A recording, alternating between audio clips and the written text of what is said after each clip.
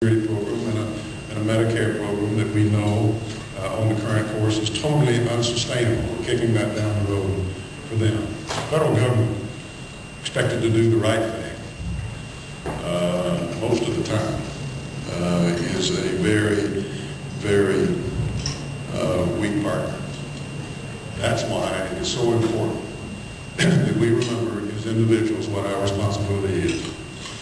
What our responsibility is in our communities, our local governments, our state governments, and all the way up and down the line. There's so much that we can do there in terms of education, in terms of making sure that that responsibility lies where it should, where it's always laid in this country, and resisting the temptation to have a federal solution to take that part of our lives over. I always encouraged my folks when I was representing people in Tennessee, especially back home in Warrensburg.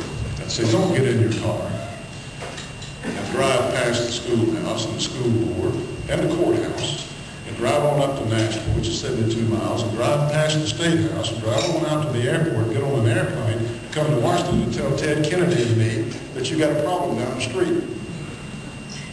He said, you know, that solution begins at home. And let's keep it that way. And that's why it's so important that people in this room and others who are joining you are doing what you're doing with regard to this marriage amendment here in the state. You're not waiting for somebody else to take care of it. You're taking care of business at home, where you are, where you live, and with the people who most directly represent you. The second thing that I take from my balance of conservative principles here and conservative principles there is that we should all do absolutely all we can do to restore the checks and balances that are out of balance in Washington, D.C. among the three branches of government. More and more our judiciary is making decisions that our founding fathers never intended for them to make. They're very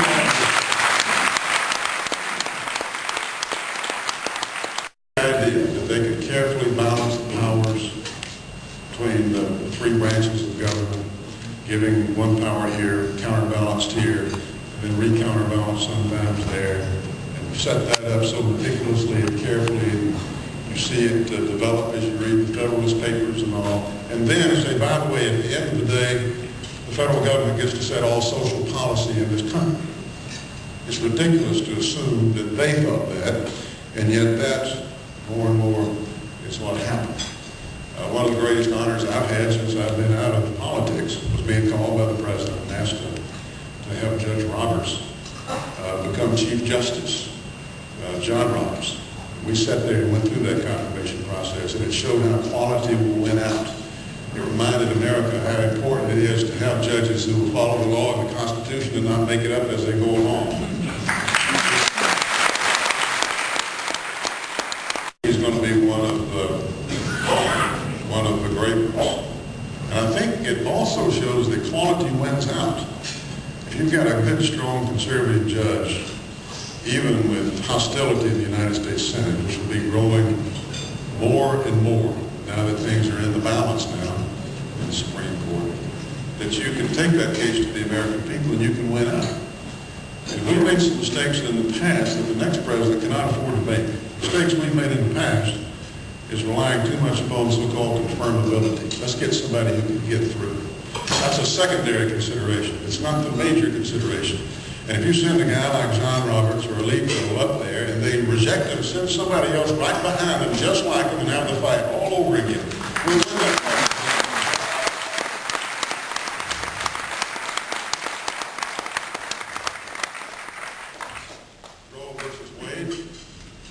Was called an act of raw judicial power by a Democratic appointee, Byron White.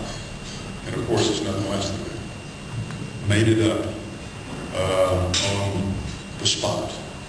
They have taken religion out of the public marketplace, which would have astounded our founding fathers.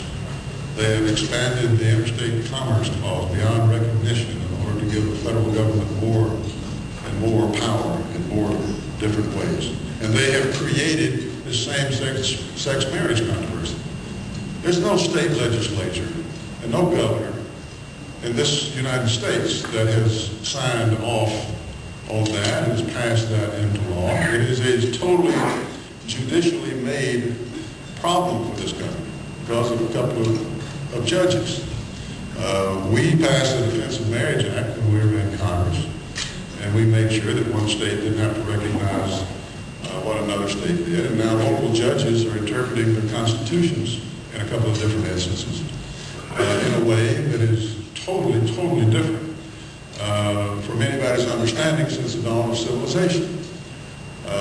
People are astounded that they can come up with this, but they have. This is one of those cases where a constitutional amendment is certainly appropriate, and it can be done and fashioned in a way where it's not overreaching or overly broad. It's a judicially created problem, and you can deprive these courts of jurisdiction to do what they're doing and stop it in its tracks.